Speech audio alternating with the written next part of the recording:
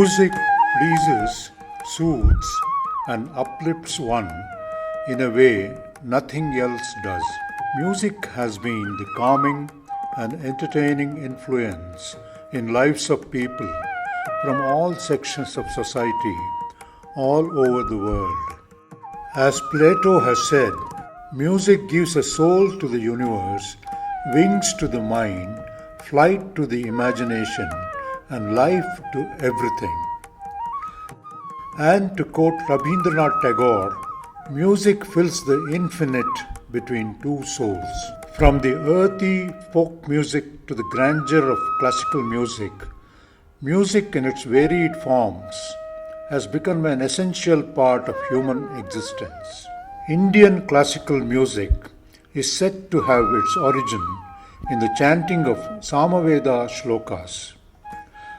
Of the four Vedas, Rig Veda, Yajurveda, Samaveda, and Atharva Veda, Samaveda gives importance to chanting of shlokas in a musical form using certain notes with emphasis on the right sound.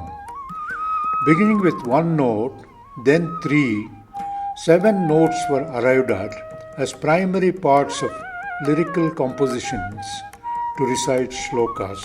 These 7 notes have been adopted as the base in Indian classical music. We have two eminent scholars to explain to us the relationship between Samaveda and Indian classical music. They are Vidwan K.R. Manjunatha Shrauti, an accomplished Samaveda Pandit, and Vidushi Sukanya Prabhakar, the well-known Carnatic classical musician.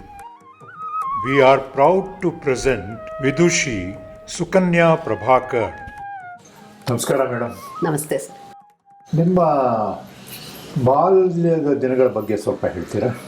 ಬಾಲ್ಯದ ದಿನಗಳಲ್ಲಿ ಅಂತಂದರೆ ನನ್ನ ತಂದೆ ಹುಟ್ಟು ಹೋರಾಟಗಾರರು, ಇನ್ನು ತಾಯಿ ತುಂಬ ಚೆನ್ನಾಗಿ ಒಳ್ಳೆಯ ಕಂಠ ಇದ್ದಂತಹ ಅವರ ಅದೇ ವಾತಾವರಣದಲ್ಲೇ ನಾನು ಹುಟ್ಟಿದ್ದು. ಬಹುಶಃ ಜೋಗುಳದಿಂದಲೇ ನನಗೆ ನನ್ನ ಸಂಗೀತಕ್ಕೆ ಅಂಕುರಾರ್ಪಣ ಅಂತ ಅಂದ್ಕೊಳ್ತೀನಿ. ಮತ್ತು ನಿಮಗೆ ಶಾಸ್ತ್ರೀಯ ಸಂಗೀತ ಕಲಿಯಬೇಕು ಅನ್ನೋ ಆಸಕ್ತಿ ಯಾವಾಗ ಮೂಡಿ ಬಂತು? ಶಾಸ್ತ್ರೀಯ ಸಂಗೀತ ಅಂತನ್ನುವಂಥದ್ದು ಅದೇ ಹೇಳಿದ್ನಲ್ಲ, ಹುಟ್ಟಿನಿಂದಾನೆ. ಯಾಕೆಂದರೆ ಅಮ್ಮ ಆವಾಗ ಆಸ್ಥಾನ್ ವಿದ್ವಾನ್ ಚೆನ್ನಕೇಶ್ವಯ್ಯನವ್ರ ಹತ್ರ ಮತ್ತು ರಾಧಾಕೃಷ್ಣನ್ ಅಂತ ಒಬ್ಬರು ದೊಡ್ಡ ವಿದ್ವಾಂಸರ ಹತ್ರ ಕಲಿತಾ ಇದ್ದಾಗ ನನಗೆ ಅದನ್ನು ಕೇಳಿಯೇ ಅರ್ಧ ನನಗೆ ಅದು ನನ್ನ ಇನ್ಕ್ಲಿನೇಷನ್ ಬೇರೆ ಕಡೆ ಇರಲಿಲ್ಲ. ಇದ್ರ ಜೊತೆಗೆ ನಮ್ಮ ತಂದೆ ತುಂಬ ಸಂಸ್ಕೃತ ಶ್ಲೋಕಗಳನ್ನಾಗಲಿ ಅಥವಾ ಒಂದು ಒಳ್ಳೆಯ ಕುಮಾರವ್ಯಾಸನ ಒಂದು ಮಹಾಭಾರತದ ಒಂದು ಸಾಲುಗಳನ್ನಾಗಲಿ ಅವುಗಳನ್ನೆಲ್ಲ ಓದೋದ್ರಲ್ಲಿ ಹೇಗೆ ಓದಬೇಕು, ಹೇಗೆ ಹಾಡಬೇಕು, ಅದನ್ನು ಹೇಗೆ ಎಲ್ಲಿ ರಿಪೀಟ್ ಮಾಡಬೇಕು, ಇವುಗಳನ್ನೆಲ್ಲ ಅವ್ರು ನಮಗೆ ಬಿಡಿಸಿ ಹೇಳೋರು. ನಾವು ತುಂಬ ಚಿಕ್ಕವರು ಅಂದರೆ ಸುಮ್ಮನೆ ಮುಂದೆ ಕೂರಿಸ್ಕೊಂಡು ಹೇಳೋರು. ಅವಾಗ ಏನು ಅರ್ಥವಾಗಿಲ್ಲ ಗೊತ್ತಿಲ್ಲ ನನಗೆ. ಗುರುಗಳು ಯಾರು, ಯಾವ ಪರಂಪರೆಯವರು? ನನಗೆ ನನ್ನ ತಾಯಿಯೇ ನನ್ನ ಮೊದಲ ಗುರು. ನಾನು ಒಂದು ಸರಿಯಾಗಿ ಸಂಗೀತ ಅನ್ನುವಂಥದ್ದೇನು, ಒಂದು ಆಲಾಪನೆ ಮಾಡೋದಾಗಲಿ, ಒಂದು ವರ್ಣವನ್ನು 3 ಕಾಲ ಹಾಡೋದಾಗಲಿ, ಅಥವಾ ಅದಕ್ಕೆ ಒಳ್ಳೆಯ ಕೃತಿಗಳನ್ನು ಹಾಡೋದಾಗಲಿ, ಅದೆಲ್ಲ ನನಗೆ ಭದ್ರವಾದ ಬುನಾದಿ ಹಾಕ್ಕೊಟ್ಟಿರೋರೇ ಅಮ್ಮ. ನಾನು ಕಾಲೇಜಿಗೆ ಬಂದಿದ್ದೇನೆ, ಅಮ್ಮನ ಒಂದು ಅಷ್ಟೊತ್ತಿಗಾಗಲೇ ನನಗೊಂದು ಸೀನಿಯರ್ ಅಂತ ಆಗಿತ್ತು. ಎಲ್ಲದಕ್ಕಿಂತ ಹೆಚ್ಚಾಗಿ ಸಂಗೀತದ ಒಂದು ಭದ್ರವಾದ ಕಟ್ಟಡವನ್ನು ನಿರ್ಮಾಣ ಮಾಡೋದಕ್ಕಾಗುವಂತಹ ಒಂದು ಬೇಸ್ ನನಗೆ ಆಗಿತ್ತು. ಕಾಲೇಜಲ್ಲಿ ಬಿ ಮ್ಯೂಸಿಕ್ ಮತ್ತು ಎಮ್ ಮ್ಯೂಸಿಕ್ ಎರಡಕ್ಕೂ ಬಂದೆ. ಅಲ್ಲಿ ಆವಾಗ ನನಗೆ ಇದ್ದಂತಹ ದಿಗ್ಗಜರಾದ ವಿದ್ವಾಂಸರು ಗೌರಿ ಕುಪ್ಪಸ್ವಾಮಿಯವರು, ಪ್ರೊಫೆಸರ್ BS ವಿಜಯರಾಘವನ್ ಅವರು, ಎಲ್ಲದಕ್ಕಿಂತ ಪ್ರಮುಖವಾಗಿ ಪ್ರೊಫೆಸರ್ ವಿ ರಾಮರತ್ನಂ ಅವರು, ಆಮೇಲೆ ರಾ ವಿಶ್ವೇಶ್ವರನ್ ಅಂಥವರು, ಎಲ್ಲರ ಒಂದು ದೊಡ್ಡ ಒಂದು ನಿಧಿ ನನಗೆ ಅಲ್ಲಿ ಸಿಕ್ಕದಾಗ ಆಯಿತು. ಅದೇ ಸಮಯಕ್ಕೆ ಜೊತೆಯಲ್ಲಿಯೇ ವಿದ್ವತ್ ಕೂಡ ಮಾಡಿಕೊಂಡೆ ನಾನು. ನಿಮ್ಮ ಕಚೇರಿಯ ಜೀವನ ಯಾವಾಗ ಶುರುವಾಯಿತು?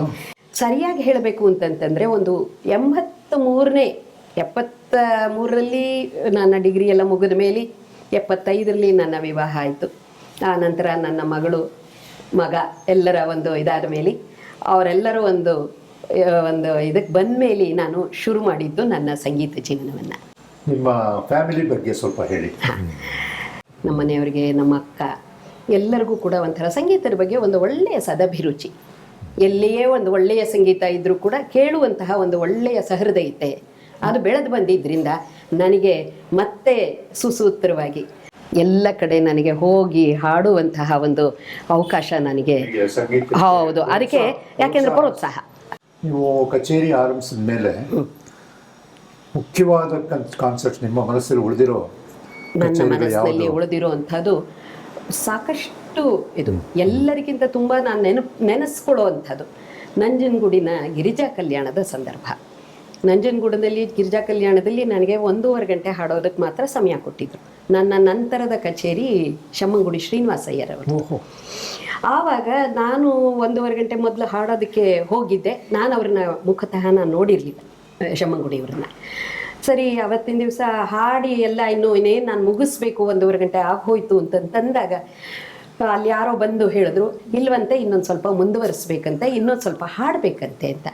ಸರಿ, ನನಗೇನು ಖುಷಿ ಹಾಡು ಅಂತಂತಂದ್ರೆ ಮತ್ತೆ ಇನ್ನೂ ಒಂದಿಷ್ಟು ತೆಗೆದುಕೊಂಡು ನಾನು ಶ್ರೀರಂಜನಿ ರಾಗದಲ್ಲಿ ಪರ್ವತ ರಾಜಕುಮಾರಿ ಇದೆಲ್ಲ ಹಾಡಿ ಎಲ್ಲ ಇದು ಮಾಡಿದೆ. ನಾನು ಇನ್ನೇನು ಮುಗಿಸಿ ಇಳಿಬೇಕು, ಆವಾಗ ಎಲ್ಲರೂ ನನಗೆ ಅವತ್ತಿನ ದಿವಸ ಸಹವಾದಕಾರಿಯಾಗಿ ಬಂದಿದ್ದವರು HK ನರಸಿಂಹಮೂರ್ತಿಗಳು ಮತ್ತು ಭದ್ರಾಚಾರ್, ಟಿ ವಿ ಭದ್ರಾಚಾರ್. ನಂಗೆ ಅವ್ರು ಯಾರು ಅಂತಲೇ ನಾನು ನೋಡೇ ಇರಲಿಲ್ವಲ್ಲ, ಆದ್ದರಿಂದ ನನಗೇನೂ ಗೊತ್ತಾಗಲಿಲ್ಲ. ನಾನು ಸ್ವಲ್ಪ ಕವಿಕೆಯಾಗಿ ಹೀಗೆ ಅಂತಂತ ಹೇಳಿ ಭಾಳ ಇದಾಗಿ ನಮ್ರವಾಗಿ ನಮಸ್ಕಾರ. ಆವಾಗ ಅವರು ನರಸಿಂಹಮೂರ್ತಿಗಳು, ಅಯ್ಯೋ ಅವರೇ ಶಮ್ಮಂಗುಡಿ ಅಂತಂತಾರೆ. ಅವ್ರು ಅವಾಗ ನನ್ನ ಮಾತಾಡ್ಸೋರು. ನಂಗೆ ತಮಿಳು ಏನೂ ಬರ್ತಾ ಇರಲಿಲ್ಲ. ಏನು ಎಲ್ಲಿ ಇದೆಯಾ ನೀನು, ಯಾರು ನೀನು, ಗುರುಗಳು ಯಾರು ಎಲ್ಲದನ್ನು ಕೇಳಿದ್ರು. ತುಂಬ ಚೆನ್ನಾಗಿ ಹಾಡಿದೆ, ಬರ್ತೀಯ ಚೆನ್ನೈಗೆ ಅಂತ, ಮಡ್ರಾಸಿಗೆ ಬರ್ತೀಯ. ಅವರಿಂದ ನನಗೆ ಆಶೀರ್ವಾದ ಸಿಕ್ಕಿದ್ದು. ಅದಿನ್ನೂ ಹಾಗೆ ಜುಲೈನಲ್ಲಿ ಆಗಿತ್ತು. ನನಗೆ ಮ್ಯೂಸಿಕ್ ಅಕಾಡೆಮಿನಲ್ಲಿ ಮಧ್ಯಾಹ್ನದ ಒಂದು ಸ್ಲಾಟಲ್ಲಿ ನನಗೆ ಅವರು ಇದನ್ನು ಕೊಟ್ಟಿದ್ದಾರೆ. ಆಮೇಲೂ ಕೂಡ ಆ ಕಚೇರಿಗೆ ಮಡ್ರಾಸ್ನಲ್ಲಿ ಚೆನ್ನೈನಲ್ಲಿ ಬಂದು ಕೂತು ಎದುರುಗಡೆ ಕೂತು ಕೇಳಿದ್ದಾರೆ. ಕೇಳಿ ಆಮೇಲೆ ನಾನು ಬಂದು ತಕ್ಷಣ ಗೊತ್ತಾಗಿತ್ತಲ್ಲ, ಬಂದು ನಮಸ್ಕಾರ ಮಾಡಿದೆ. ಆವಾಗ ನಮಸ್ಕಾರ ಮಾಡಿದಾಗ ತುಂಬ ಚೆನ್ನಾಗಿ ಹಾಡಿದೆ ಅಂತ ತಲೆ ಮೇಲೆ ಕೈ ಇಟ್ಟು ಆಶೀರ್ವಾದ. ನನಗೆ ಕಚೇರಿ ಚೆನ್ನಾಗಿತ್ತು, ಅದೆಲ್ಲ ನನಗೇನು ಹೇಳೋಕ್ಕೆ ನಾನು ಶಕ್ತಳಲ್ಲ. ಆದರೆ ಅವರಂಥ ಒಂದು ದೊಡ್ಡ ವಿದ್ವಾಂಸರಿಂದ ಆ ತರಹ ತುಂಬ ಜನದ ಒಂದು ನನಗೆ ಹಿರಿಯರ ಆಶೀರ್ವಾದ ನನಗೆ ಸಿಕ್ಕಿರೋದ್ರಲ್ಲಿ ಏನೂ ನನಗೆ ಹೇಳಕ್ಕೆ ಮಾತೇ ಇಲ್ಲ. ನಾನು ಇಡೀ ಭಾರತದಲ್ಲಿ ಎಲ್ಲ ಪ್ರಮುಖ ಸಭಾಗಳಲ್ಲಿ ಹಾಡುವಂಥ ಒಂದು ಅವಕಾಶ ದೊರಕಿದೆ. ಅದಕ್ಕೆ ನಾನು ತುಂಬ ಸಂತೃಪ್ತಳು ಆಗಿದ್ದೀನಿ ನಿಜ. ಹೈದರಾಬಾದ್ ಇರಬಹುದು, ಟ್ರಿವೆಂಡ್ರಮ್ ಇರಬಹುದು, ಟ್ರಿಚಿ ಇರಬಹುದು, ಡೆಲ್ಲಿ, ಬಾಂಬೆ, ಕಲ್ಕಟ್ಟ, ಎಲ್ಲ ಕಡೆಗೂ ಕೂಡ ಎಲ್ಲಿಯೂ ಆ ಥರ ಅಂದರೆ ಅದಕ್ಕೆ ನನಗೆ ತುಂಬ ಒಂದು ರೀತಿ ಸಮಾಧಾನ ಕೂಡ ಇದೆ ನನಗೆ. ಜೊತೆಗೆ ಹೊರಗಡೆ ಭಾರತೀಯ ವಿದ್ಯಾಭವನದ ಲಂಡನ್ ಇದರಲ್ಲೂ ಕೂಡ 2 ಬಾರಿ ಆಹ್ವಾನಿತಳಾಗಿ ಹೋಗಿ ಬಂದಿದ್ದೀನಿ. ಈಗ ನೀವು ನಿಮ್ಮ ಸಂಗೀತದ ಜ್ಞಾನನ ಮಕ್ಕಳಿಗೆ ಹೇಳ್ಕೊಡ್ತಾ ಇದ್ದೀರಾ? ಹೌದು. ಅದ್ರ ಬಗ್ಗೆ ಒಂದೆರಡು ಮಾತು. ಏನಂದರೆ ನಾನು ನನ್ನ ಗುರುಗಳಿಂದ ಕಲ್ತಿದ್ದನ್ನು ಇನ್ನೊಂದು ಪೀಳಿಗೆಗೆ ಅದನ್ನು ಮುಂದುವರಿಸುವಷ್ಟು ನನಗೆ ತುಂಬ ಸಂತೋಷ ಇದೆ. ಅದರೊಳಗೆ ಕಂಡುಕೊಂಡಿರುವಂಥದ್ದು, ಹಾಗಾಗಿಯೇ ನನ್ನ ಸುರಭಿ ಹುಟ್ಕೊಂಡಿರುವಂಥದ್ದು. ಇಂಥ ಒಳ್ಳೆಯ ಪ್ರೀತಿಯ ಮಕ್ಕಳೆಲ್ಲ ನನಗೆ ಪರಿಚಯ ಆಗೋದಕ್ಕೆ ಸಾಧ್ಯ ಆಗಿರೋದು ನನ್ನ ಟೀಚಿಂಗಿಂದ. ಗಾಯನ ಸಮಾಜ ಬೆಂಗಳೂರಿಂದ ಹೌದು ನಮ್ಮ ಅವರು ಸಂಗೀತೋತ್ಸವಕ್ಕೆ ನಿಮ್ಮನ್ನು ಅಧ್ಯಕ್ಷೆಯಾಗಿ, ಅದರ ಬಗ್ಗೆ ಹೇಳಿ. ಅದು ಅಷ್ಟೇ ನಿಜ, ತುಂಬ ಕಾಕತಾಳೀಯ. ಅಂದರೆ ಮೊಟ್ಟ ಮೊದಲ ಸಮ್ಮೇಳನ ಅಧ್ಯಕ್ಷರಾಗಿ, ಗಾಯನ ಸಮಾಜದ ಮೊಟ್ಟ ಮೊದಲ ಅಧ್ಯಕ್ಷರಾಗಿ ನನ್ನ ತಾಯಿಯ ಗುರುಗಳಾದ ಚೆನ್ನಕೇಶವಯ್ಯನವರು ಅಧ್ಯಕ್ಷರಾಗಿದ್ದರು. ಸರಿಯಾಗಿ 50ನೇ ವರ್ಷದ ಸಮ್ಮೇಳನಕ್ಕೆ ನಾನು ಅಧ್ಯಕ್ಷಳಾಗಿದ್ದೀನಿ ಅಂದರೆ ಬಹುಶಃ ಅದು ಅವರ ಆಶೀರ್ವಾದ. 83ನೇ ಇಸ್ವಿಲಿ ನನ್ನ ಗುರುಗಳಾದ ರಾಮರತ್ನಂ ಅವರು ಅಧ್ಯಕ್ಷರಾದರು. ಆವಾಗಲೇ ನಾನು ಮೊಟ್ಟ ಮೊದಲು ಗಾಯನ ಸಮಾಜಕ್ಕೆ ಕಾಲಿಟ್ಟಿದ್ದು. ಅವರು ಜೊತೆಯಲ್ಲಿ ಅವತ್ತು ಕಚೇರಿ ಕೂಡ ಮಾಡಿದೆ ನಾನು. ಆ ಕಚೇರಿ ಆದಮೇಲೆ ಮಾರನೇ ದಿವಸ ನಾನು ಹಾಡುವಂತಹ ಒಂದು, ಆಗೆಲ್ಲ ಈ ಪ್ರಾರ್ಥನಾ ಸಮಯ ಅಂತನ್ನುವಂಥದ್ದು 3/4 ಗಂಟೆ ಹಾಡುವಂತಹ ಒಂದು ಸ್ಲಾಟ್ ಅದು. ಅಲ್ಲಿ ನನಗೆ ಹಾಡೋದಕ್ಕೆ ಅವಕಾಶ ಮಾಡಿಕೊಟ್ಟಿತ್ತು. ಆಗ ಅದು ತುಂಬ ಎಲ್ಲರನ್ನೂ ಆಕರ್ಷಣೆ ಮಾಡಿತ್ತು ಅಂತಂತ ಆವಾಗ ತಿಳಿದು ಬಂದಂಥ ಒಂದು ಇದರಲ್ಲಿ. ಹಾಗಾಗಿ ಆ ಗಾಯನ ಸಮಾಜದ ಒಂದು ಈ ವರ್ಷದ ಸಮ್ಮೇಳನಕ್ಕೂ ನನಗೂ ಅದಕ್ಕೂ ತುಂಬ ಒಂದು ಆ ನಂಟನ್ನು ತುಂಬ ಸಂತೋಷದಿಂದ ಅನುಭವಿಸಿದ್ದೀನಿ ನಾನು. ನೀವು ಸಂಗೀತ ಕ್ಷೇತ್ರದಲ್ಲಿ ಬಹಳಷ್ಟು ಸಾಧಿಸಿದ್ದೀರಾ. ಭಾಳ ಮಕ್ಕಳಿಗೆ ಪಾಠ ಹೇಳ್ಕೊಡ್ತಾ ಇದ್ದೀರಾ. ಹೌದು. ಮುಂದೆ ಏನು ಮಾಡಬೇಕು ಅನ್ನೋ ಒಂದು ಅಭಿಲಾಷೆ ಇದೆ ನಿಮಗೆ? ನನಗೆ ತುಂಬ ಆಸೆ ಇರೋದು, ಮಕ್ಕಳು ಈಗ ಏನು ಹೇಳ್ಕೊಡ್ತೀನಿ ಅದನ್ನು ಕಲಿಯೋದು ಬೇರೆ, ಆದರೆ ಅವರೇ ಅದನ್ನು ಕಲಿತಾಗ ಅದರೊಳಗಿರುವಂತಹ ಯಾವ ಯಾವ ವಿಶೇಷಗಳು, ಈಗೇನೋ ಒಂದು ಹೇಳ್ಕೊಡ್ತೀನಿ, ಒಂದು ಕೃತಿ ಹೇಳ್ಕೊಡ್ತೀನಿ, ಆ ಕೃತಿಯಲ್ಲಿರುವಂತಹ ಒಂದು ಸಾಹಿತ್ಯದ ಭಾಗ ಇರ್ಬೋದು, ಸಂಗೀತದ ಭಾಗ ಇರಬಹುದು, ಅದರಲ್ಲಿ ಅವರು ರಾಗ, ಆ ಸಾಹಿತ್ಯಕ್ಕೆ ಆ ರಾಗ ಹೇಗೆ ಹೊಂದಿದೆ, ಈ ಥರದ್ದೆಲ್ಲ ವಿಶ್ಲೇಷಣೆಗಳನ್ನೆಲ್ಲ ಅವರೇ ಮಾಡಿ ಅದನ್ನು ಮಾಡುವಷ್ಟು ಅವರು ತಯಾರಾಗಬೇಕು ಅಂತ, ಅದಕ್ಕೆ ಆ ರೀತಿಯಲ್ಲಿ ತಯಾರು ಮಾಡಬೇಕು ಅಂತ ಹೇಳಿ. ಕರ್ನಾಟಕ ಸಂಗೀತಕ್ಕೆ ಒಂದು ಉಜ್ವಲ ಭವಿಷ್ಯ ಇದೆ ಅಂತ ನಿಮ್ಮ ಅಭಿಪ್ರಾಯ? ಖಂಡಿತ, ಯಾವ ಇದೇ ಇಲ್ಲ, ಅದರಲ್ಲಿ ಸಂಶಯವೇ ಇಲ್ಲ. ಭಾಳ ಭಾಳ ಸಂತೋಷ ಮೇಡಮ್. ನಮಸ್ತೆ ಸರ್, ನಮಸ್ತೆ. It is now our pleasure to introduce Vidwan Manjunath Shrauti, Samaveda Pandit. ಸಾಮವೇದದಲ್ಲಿ ಸಾಕಷ್ಟು ಸಾಧಿಸಿರುವ ಮಂಜುನಾಥ್ ಶ್ರೌತಿ ಅವ್ರನ್ನ ಪರಿಚಯ ಮಾಡೋದು ನನ್ನ ಸೌಭಾಗ್ಯ ಅಂದ್ಕೊಂಡಿದ್ದೀನಿ. ನಿಮ್ಮ ಬಾಲ್ಯದ ಬಗ್ಗೆ ಸ್ವಲ್ಪ ಏನಾದರೂ ಹೇಳ್ತೀರಾ? ನನ್ನ ಅಂಥ ವಿಶೇಷವಾದ ವ್ಯಕ್ತಿ ಏನಲ್ಲ. ನಾನು ಸಾಮಾನ್ಯದ ಹುಡುಗ, ಎಲ್ಲರಂತೆ ಬೆಳೆದು ಬಂದವನು. ನಾವು ನಮ್ಮ ತಂದೆ ತಾಯಿಯವರು ಹೊರಗಡೆಯಿಂದ ಬಂದು ಕಿತ್ತೂರು ಅನ್ನೋಂಥ ಊರಿಂದ ಬಂದು ಇಲ್ಲಿ ನೆಲೆಸ್ಕೊಂಡ್ರು. ಆಗ 7 ಜನ, ನಾವು 4 ಜನ ಅಣ್ಣ ತಮ್ಮಂದರು, 3 ಜನ ಅಕ್ಕ ತಂಗಿಯರು. 62ನೇ ಇಸ್ವಿಯಲ್ಲಿ ದುರದೃಷ್ಟವಶಾತ್ ನಮ್ಮ ತಂದೆಯವರು ಆಕ್ಸಿಡೆಂಟ್ ಆಗಿ ಒಂದು ಕಾಲು ಹೊರಟೋಯ್ತು. ಅದಕ್ಕೆ ಮೊದಲು ಸೈಕಲ್ನಲ್ಲಿ ಪದಾರ್ಥಗಳನ್ನು ತೊಗೊಂಡೋಗಿ ವ್ಯಾಪಾರ ಮಾಡ್ಕೊಂಡೆಲ್ಲ ಬರ್ತಾಯಿದ್ರು. ಕಾಲು ಹೋದ ಮೇಲೆ ನಮ್ಮ ತಂದೆಯವರು ಓಡಾಡೋಕ್ಕಾಗಲ್ಲ ಅಂಥೇಳಿ ಒಂದು ಸ್ಟ್ರೆಚರ್ ಇಟ್ಕೊಂಡು ಓಡಾಡಿಕೊಂಡು ಒಂದು ಅಂಗಡಿಯಿಂದ ವ್ಯಾಪಾರ ಶುರು ಮಾಡಿದ್ರು. ಆ ವ್ಯವಹಾರ ನಮ್ಮ ಹೊಟ್ಟೆಪಾಡು ಜೀವನಕ್ಕೆ ನಡ್ಕೊಂಬರ್ತಾ ಇದೆ. ನಿಮ್ಮ ವಿದ್ಯಾಭ್ಯಾಸ ಹೇಗೆ? ನಾನು ಸಾಮಾನ್ಯವಾಗಿ SLC ತನಕ ಸಾಧಾರಣ ವ್ಯಕ್ತಿಯಾಗಿದ್ದೆ. ಆಮೇಲೆ ಬರ್ತಾ ಓದ್ತಾ ಓದಬೇಕು ಅನ್ನೋಂಥ ಚಪಲ ಚಟ 2 ಹತ್ತಿತು. ಸೊ ಹತ್ತದ ಮೇಲೆ ಕಾಮರ್ಸ್ನಲ್ಲಿ ಡಿಗ್ರಿ ಮಾಡಿದೆ, ಇಲ್ಲಿ ಮೈಸೂರು ಬೆನ್ಮೇಸ್ ಕಾಲೇಜಲ್ಲಿ. ಆಮೇಲೆ ಕಾಸ್ಟ್ ಅಕೌಂಟೆನ್ಸಿ ಇನ್ಸ್ಟಿಟ್ಯೂಟ್ ಕಲ್ಕತ್ತಾದಲ್ಲಿ ಚಾರ್ಟೆಡ್ ಅಕೌಂಟೆನ್ಸಿ ಮಾಡಿದೆ. ನಂತರ ಮಡ್ರಾಸನ ಬಿಸ್ನೆಸ್ ಮ್ಯಾನೇಜ್ಮೆಂಟ್ ಇನ್ಸ್ಟಿಟ್ಯೂಟಲ್ಲಿ ಬಿಸ್ನೆಸ್ ಮ್ಯಾನೇಜ್ಮೆಂಟ್ ಓದಿದೆ. ದೇವ್ರ ಪೂಜೆಯೆಲ್ಲ ಮಾಡಬೇಕು ಅನ್ನೋ ಒಂದು ಆಸಕ್ತಿ ಇತ್ತು. ಹಾಗಾಗಿ ಪೂಜೆಗೆ ಬೇಕಾದ ಮಂತ್ರ ಕಲ್ತ್ಕೋಬೇಕು ಅಂತ ತುಂಬ ಆಸಕ್ತಿ ಇತ್ತು. ಸೀತಾರಾಮ್ ಶ್ರೌತಿಗಳು ಅಂತ ಹೇಳಿ ಕಂಚಿಮಠದ ಸೀತಾರಾಮ್ ದೇವಸ್ಥಾನದಲ್ಲಿ ನನಗೆ ಪಾಠ ಶುರು ಮಾಡಿದ್ರು. ಸರಿ, ನಾನು ಏನು ಹೇಳ್ಕೊಡ್ತೀನಿ ಹೇಳಪ್ಪ ಅಂತ ಹೇಳಿದ್ರು. ಹೀಗೆ ಪಾಠ ಮಾಡಿ ಕಲಿಸ್ಕೊಂಡು ಒಂದು 2-3 ವರ್ಷ ಪಾಠ ಒಂದು ಘಟ್ಟಕ್ಕೆ ಬಂದ ಮೇಲೆ ನನಗೂ ಗುರುಗಳು ಭಾಳ ಒಂದು ಉದಾತ್ತವಾದಂಥ ಒಂದು ಭಾವನೆಗಳು ಪರಸ್ಪರ ಬೆಳೆದೋಯ್ತು. ಅವರು ಆವಾಗ ನನಗೆ ಗೊತ್ತಾಯಿತು, ಇದು ಸಾಮವೇದ, ಇದು ಹೀಗಿದೆ ಹಾಗಿದೆ ಅಂತೇಳಿ ಎಲ್ಲ ವಿಷಯಗಳು ಗೊತ್ತಾಗಿ ನೀನೆಲ್ಲ ಕಲ್ತ್ಕೋಬೇಕು, ಪೂರ ಹೇಳ್ಕೊಡ್ತೀನಿ ಅಂತೇಳಿ ನಾನು ನಮ್ಮ ಸೀತಾರಾಮ್ ಶ್ರೌತಿಗಳ ಹತ್ರ, ಅವರು ಕರ್ನಾಟಕ ರಾಜ್ಯ ಪ್ರಶಸ್ತಿ ವಿಜೇತರು, ಸ್ವಾತಂತ್ರ್ಯ ಸೇನಾನಿ ಕೂಡ ಆಗಿದ್ದರು. ಅವರು ಅನೇಕ ಮಠಮಾನ್ಯಗಳಲ್ಲಿ ಪ್ರಶಸ್ತಿ ಬಂದಿತ್ತು ಅವ್ರಿಗೆ. 14 ವರ್ಷ ಕಾಲ ಅವ್ರ ಹತ್ರ ಪಾಠ ಕಲಿತೆ ನಾನು. ಹಾಗಾಗಿ ಸಾಮ ಕಲಿಬೇಕು ಅಂತೇಳಿ 14 ವರ್ಷ ಸಾಮ ಕಲಿತ ಮೇಲೆ ನಾನು ಪಾಠಶಾಲೆಯೊಳಗೆ ಸಲಕ್ಷಣ, ಗಣಾಂತ, ಸ್ಮಾರ್ತ, ಶೌತ, ತಾಂಡಿಬ್ರಾಹ್ಮಣ ಅಂಥೇಳಿ 4 ಸ್ನಾತಕೋತ್ತರ ಪದವಿಯನ್ನು ಪಡ್ಕೊಂಡೆ. ಆಮೇಲೆ ತಿರುಪತಿ ಇನ್ಸ್ಟಿಟ್ಯೂಟಲ್ಲಿ ನಾನು ಮುಂದಿನ ಒಂದು ಅನ್ವೇಷಣೆಯನ್ನು, ಸಂಶೋಧನೆ ಕಾರ್ಯಕ್ರಮವನ್ನು ಮಾಡಿದೆ. ನನಗೆ ಇದೆಲ್ಲ ಯಾತಕ್ಕೆ ಆಸಕ್ತಿ ಹೇಗೆ ಬೆಳೀತು ಅಂತ ಹೇಳಿದ್ರೆ, ಸಾಮವೇದದಿಂದ ಎಲ್ಲವೂ ಸಾಮದಲ್ಲೇ ಇದೆ, ಸಾಮವೇ ವಿಶೇಷ ಅಂತ ಎಲ್ಲ ಕಡೆ ಹೊಗಳ್ತಾರಲ್ಲ, ನಿಜವಾಗ್ಲೂ ಸಾಮದಲ್ಲಿ ಇದೆಲ್ಲ ಇದೆಯಾ ಅಂತ ನನಗೆ ಅನ್ವೇಷಣೆ ಶುರು ಆಯಿತು. ಹಾಗಾಗಿ ನಾನು ಇಡೀ ಭರತಖಂಡದಲ್ಲಿ ಸಂಚಾರ ಮಾಡಿ ನಮ್ಮ ಈ ಒಂದು ವಿದ್ಯಾಪ್ರಬಂಧದಲ್ಲಿರುವಂಥ ಮಹಾಮಹಿಮ ವಿದ್ವಾಂಸಗಳನ್ನು, ಸಂಗೀತಗಾರರನ್ನು ಮತ್ತು ಈ ಮಠಮಾನ್ಯದ ಅಧಿಪತಿಗಳನ್ನೆಲ್ಲ ತುಂಬ ಪ್ರಶ್ನೆ ಮಾಡಿದೆ. ನನಗೆ ಈ ವಿಷಯ ಬಗ್ಗೆ ಈ ಕೆಲವೆಲ್ಲ ಇದೆ, ವಿಚಾರ ಇದೆ, ಬೇಕು ಅಂತ ಹೇಳಿ. ನನಗೆ ಅನೇಕ ವಿಷಯಗಳಿಗೆ ಉತ್ತರ ಕೊಡಲಿಲ್ಲ. ಎಷ್ಟೋ ಜನ ನಾನು ಪ್ರಶ್ನೆ ಮಾಡೋ ಕ್ರಮವನ್ನು ಪ್ರಶಂಸೆ ಮಾಡೋದೇ ಹೊರತು ನನಗೆ ಉತ್ತರ ಕೊಡಲಿಲ್ಲ. ಆಗ ನನಗೆ ಮಹಾಯೋಗಿನಿ ಒಳ್ಳೆ ಸಾಧಕರು, ಜೈಪುರದ ರಾಣಿ ಪ್ರಭಾವತಿ ರಾಜ ಅರಸನಕ್ಕಂಥವರು ಮೀರಾ ಪ್ರವಚನ ಬಹಳ ಮಾಡ್ತಾಯಿದ್ರು, ಒಳ್ಳೆ ಅದ್ವೈತ ಸಿದ್ಧಾಂತಿದ್ರು. ಒಮ್ಮೆ ಅವರು ಭೇಟಿ ಆಯಿತು. ಅವ್ರ ಹತ್ರ ಹೀಗೆ ನಾನು ಮಾತಾಡ್ತಾ ವಿಚಾರ ಬಂದಾಗ ಅವರು, ಏನು ಶ್ರೋತಿಗಳೇ ನಿಮಗೆ ಗೊತ್ತಿಲ್ವಾ, ಅಂತರ್ಮುಖ ಸಮಾರಾಧ್ಯ ಬಹಿರ್ಮುಖ ಸುದುರ್ಲಭ, ಇದು ಅಂತರ್ಮುಖದಲ್ಲಿ ಹೋಗಿ ತಡ್ಕಾಡಬೇಕೆ ಹೊರತು ಬಹಿರ್ಮುಖ ಸಿಗೋದಿಲ್ಲ ಹಾಗೆ ಅಂತ ನನಗೆ ಹೇಳಿದ್ರು. ಅದು ನಿಜವಾಗ್ಲೂ ನನ್ನ ಜೀವನಕ್ಕೊಂದು ಪ್ರೇರಣೆ. ನಾನು ವೇದ ಆ್ಯಂಡ್ ಸೈನ್ಸ್ ಅನ್ನೋದ್ರ ಬಗ್ಗೆ ಬೆಂಗಳೂರು ಕಿಮ್ಸಲ್ಲಿ ಒಂದು ಮೆಡಿಕಲ್ ಇನ್ಸ್ಟಿಟ್ಯೂಟಲ್ಲಿ ಒಂದು ಪ್ರವಚನ ಕೊಟ್ಟಿದ್ದೆ, ಮತ್ತು ಕಲ್ಕತ್ತಾದಲ್ಲಿ ಕೊಟ್ಟಿದ್ದೆ, ಜೈಪುರಲ್ಲಿ, ದೆಹಲಿಯಲ್ಲಿ, ಇಂಟರ್ನ್ಯಾಷನಲ್ ಕಾನ್ಫರೆನ್ಸ್ಗಳಲ್ಲೆಲ್ಲ ಪ್ರಬಂಧ ಮಾಡಿದ್ದೇನೆ. ವೇದ ಆ್ಯಂಡ್ ಸೈನ್ಸ್ ಬಗ್ಗೆ, ಅಂದರೆ ವಿಜ್ಞಾನ ಹೇಗಿದೆ, ಸಾಮಗಾನದಲ್ಲಿ ವಿಜ್ಞಾನ ಹೇಗಿದೆ, ನಮ್ಮ ದೇಹದ ಚಟುವಟಿಕೆಗೆ ವೇದ ನಿಜವಾಗ್ಲೂ ಪೂರಕವೇ, ಎಷ್ಟರ ಮಟ್ಟಿಗೆ ಪೂರಕ ಅನ್ನೋದ್ರ ಬಗ್ಗೆ ನನ್ನ ಒಂದು ಸಂಶೋಧನೆ ನಡೀತಾ ಇದೆ.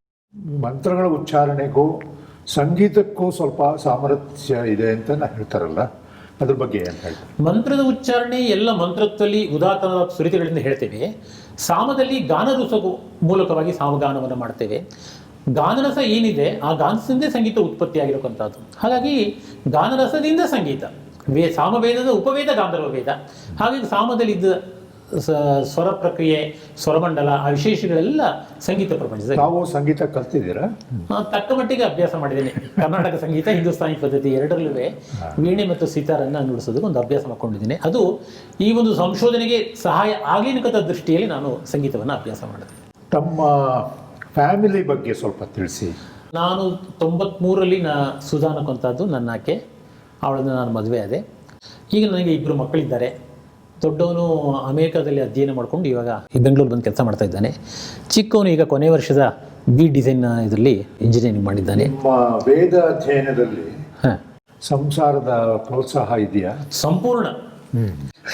ಅವರ ಪ್ರೋತ್ಸಾಹ, ಅವರ ಸಹಕಾರದಿಂದ ನಾನು ಇವತ್ತು ಈ ಮಟ್ಟಿಗೆ ಬೆಳೆದಿದ್ದೀನಿ. ಯಾಕೆಂದರೆ ಪ್ರೋತ್ಸಾಹ ಇಲ್ಲದ್ರೆ ಕೆಲಸ ಮಾಡೋಕ್ಕೆ ಸಮಯ ಆಗೋದಿಲ್ಲ.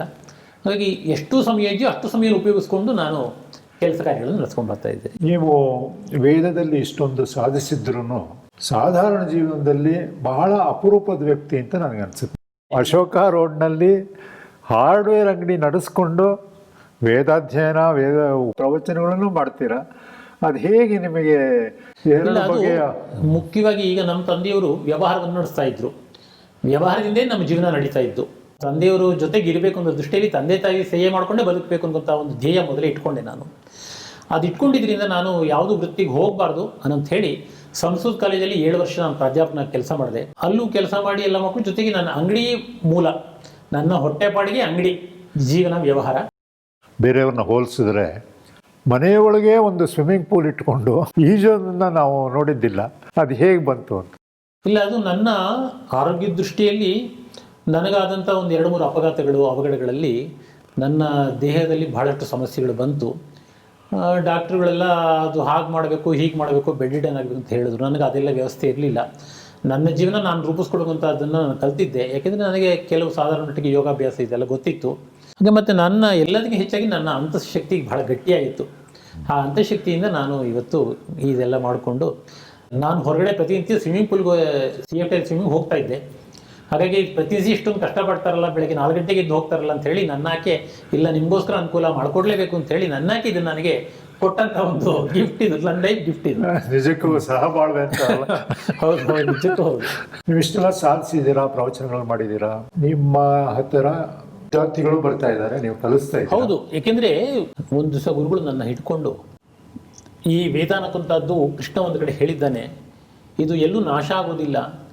ನಾನು ತುಂಬ ವ್ಯಥೆ ಪಡ್ತಾ ಇದ್ದೆ, ಈ ವೇದ ಇಲ್ಲಿ ನನಗೆ ಮುಗಿದು ಹೋಗುತ್ತಾ, ಯಾರಿಗಾರು ಕಲಿಸ್ತೀನೋ ಮಾಡ್ತೀನಾ ಇಲ್ಲೋ ಅನ್ನೋಂಥದ್ದು. ಅದು ನನಗೆ ನೀನು ಯೋಗಿನಂಥ ಶಿಷ್ಯ ಸಿಕ್ಕಿದೆ ಅಂತ ಹೇಳಿ ನಾನು ನಮ್ಮ ಗುರುಗಳಿಗೆ ಮೊದಲನೇ ಶಿಷ್ಯ. ಸಂಪೂರ್ಣ ಸಲಕ್ಷಣ ಎಲ್ಲವನ್ನೂ ಕೂಡ ನಮ್ಮ ಗುರುಗಳು ಎಷ್ಟು ಕಲಿತು ಕಷ್ಟಪಟ್ಟಿದ್ರು ಅಷ್ಟು ನನಗೆ ದಾರಿ ಕೊಟ್ಟರು. ಅದನ್ನು ಆ ವ್ಯಥೆ ನನಗೂ ಶುರು ಆಯಿತು.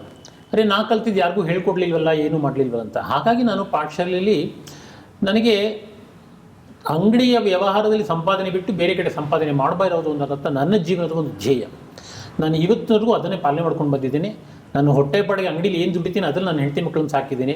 ನಾವು ಹೊರಗಡೆ ಭಾಗವಹಿಸಿದ ಯಾವುದೇ ಕಾರ್ಯಕ್ರಮದಲ್ಲಿ ಏನೇ ಒಂದು ಸಂಭಾವನೆ ಕೊಟ್ಟರು ಅದನ್ನೆಲ್ಲ ನಾನು ಒಂದು ಸಪ್ರೇಟಾಗಿ ಲೆಕ್ಕ ಮಾಡಿ ಇಟ್ಟು ಧಾರ್ಮಿಕತೆಗೆ ಉಪಯೋಗಿಸ್ತೀನಿ ಹೊರತು ಅದರಲ್ಲಿ ಒಂದೇ ಒಂದು ನಯ ಪೈಸೆ ನನ್ನ ಜೀವನಕ್ಕೆ ಇದ್ರಿಗೂ ನಾವು ಉಪಯೋಗಿಸಿಲ್ಲ. ಈ ಶ್ಲೋಕಗಳನ್ನು ಉಚ್ಚಾರಿಸುವ ರೀತಿ, ಚಾಂಟಿಂಗ್ ಅಂತಾರಲ್ಲ, ಅದನ್ನು ಕಲ್ತ್ಕೊಳ್ತಾ ಇದ್ದಾರೆ. ಹೌದು, ವೇದ ಪಠನವೇ ಮುಖ್ಯ. ಸಾಮಗಾನಕ್ಕೆ ಪ್ರಾಣವೇ ಸಾಮಗಾನ. ಆ ಗಾನದ ರಸವನ್ನು ಚೆನ್ನಾಗಿ ಕಲಿಬೇಕು, ಆ ಗಾನದ ಕ್ರಮ ಉಳಿಬೇಕು. ಮತ್ತು ಇದು ಪರಂಪರೆಯಾದ ವೇದ, ಪರಂಪರೆಯಲ್ಲಿ ಉಳಿಬೇಕು. ಇದು ಪುಸ್ತಕ ನೋಡಿಕೊಂಡು ಆ CD ನೋಡಿಕೊಂಡು ಹೇಳೋಕ್ಕಂಥದ್ದಲ್ಲ. ನಾವು ಹೇಳುವಾಗ ಉಚ್ಚಾರಣೆಯಲ್ಲಿ ಎಲ್ಲಿ ಹ್ರಸ್ವ ಬರುತ್ತೆ, ಎಲ್ಲಿ ದೀರ್ಘ ಬರುತ್ತೆ, ಯಾವುದು ಎತ್ತರ, ಯಾವುದು ಸಣ್ಣ ಇರುತ್ತೆ, ಆ ಪ್ರತಿಯೊಂದನ್ನು ಅವ್ರಿಗೆ ನಾವು ಹೇಳ್ಕೊಡ್ತೀವಿ ಹೇಗೆ ಉಚ್ಚಾರಣೆ ಮಾಡಬೇಕು ಅಂತ. ಆ ಉಚ್ಚಾರಣ ಕ್ರಮ ಸ್ಪಷ್ಟ ಇದ್ರೇ ವೇದ ಉಳಿಯುತ್ತೆ ಹೊರತು ಉಚ್ಚಾರಣ ಕ್ರಮ ಸರಿ ಇಲ್ಲ ಅಂತಂದರೆ ವೇದ ಹೊರಟೋಗ್ಬಿಡುತ್ತೆ. ವೇದಗಳಲ್ಲೇ ಜೀವನೋಪಾಯಗಳು ಇದೆ, ಅದನ್ನು ಜನಗಳು ತಿಳ್ಕೊಳ್ಬೇಕು. ಮತ್ತು ಅಕಾಡೆಮಿಕ್ ಇಂಟ್ರೆಸ್ಟಿಂದ ಕಲಿಬೇಕು. ಇದರಲ್ಲಿ ಇರುವಂಥ ವಿದ್ಯೆಯ ಸರ್ವತ್ವವನ್ನು ತಿಳಿಬೇಕು, ಆ ವಿದ್ಯೆಯ ತೂಕ ಎಷ್ಟು ಮಟ್ಟಿಗೆ ಅಂತ ಅರ್ಥಕೊಂಡು ಅದರೊಳಗೆ ಆಳಕ್ಕೆ ಇಳಿದು ಅದನ್ನು ಅರ್ಥಕೋಬೇಕೇ ಹೊರತು ಮಂತ್ರಗಳಿರುವಂಥ ಸಾರಸ್ವತ ಶಕ್ತಿ, ಅವುಗಳಿದಂಥ ಪ್ರಬುದ್ಧವಾದಂಥ ಒಂದು ಗುಣ, ಇವುಗಳನ್ನು ನಾವು ಜೀವನಕ್ಕೆ ಉಪಯೋಗಿಸ್ಕೊಳ್ಬೇಕು. ಇದು ಬಹಳ ಮುಖ್ಯವಾದಂಥ. ಭಾಳ ಸಂತೋಷ, ನಿಮ್ಮ ಹತ್ರ ಮಾತಾಡಿ ಭಾಳಷ್ಟು ತಿಳ್ಕೊಂಡಂಗಾಯ್ತು. ನಮಸ್ಕಾರ.